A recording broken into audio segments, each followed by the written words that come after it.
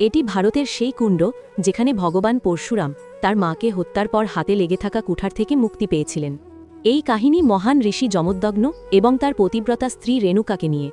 কথিত আছে, রেণুকা প্রতিদিন নদী থেকে কাঁচা মাটির ঘড়ায় জল এনে দিতেন এবং তার সতীত্বের শক্তিতে সেই ঘড়া কখনো ভাঙত না। তাদের 5 জন পুত্র ছিল, যাদের মধ্যে কনিষ্ঠ ছিলেন বিষ্ণুর অবতার পরশুরাম। একদিন রেণুকা নদীতে কিছু গন্ধর্বকে, স্বর্গের সঙ্গীতকার, জলক্রীড়া করতে দেখলেন। তাদের দেখে এক মুহূর্তের জন্য তার মন মোহিত হয়ে পড়ে এবং সেই ক্ষণেই তার সতীত্বের শক্তি ভেঙে যায়। ফলে কাঁচা মাটির ঘড়াটিও ভেঙে যায়।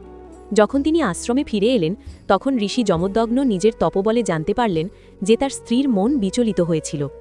এতে তিনি এতটাই ক্রুদ্ধ হলেন যে তিনি তার পুত্রদের আদেশ দিলেন, তোমাদের মাকে হত্যা করো। 4 জন বড় ভাই এই আদেশ মানতে অস্বীকার করলেন। তখন ক্রুদ্ধ পিতা তাদের সঙ্গে সঙ্গে পাথর হয়ে যাওয়ার অভিশাপ দিলেন। এরপর পরশুরাম পিতার আদেশকেই নিজের ধর্ম বলে মনে করলেন।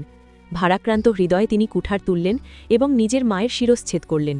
পুত্রের এই আড্ডা পালনে সন্তুষ্ট হয়ে যমদগ্ন তাকে বর চাইতে বললেন। পরশুরাম সঙ্গে সঙ্গে বর চাইলেন, তার মাকে আবার জীবিত করা হোক এবং পাথর হয়ে যাওয়া 4 ভাইকেও মুক্ত করা হোক। তারা সবাই আবার জীবিত হয়ে উঠলেন, যেন কিছুই ঘটেনি।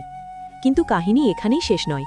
মাতৃহত্যার পাপ সেই কুঠারের ওপর দাগের মতো লেগে রইল এবং কুঠারটি তার হাত থেকে আলাদা হচ্ছিল না।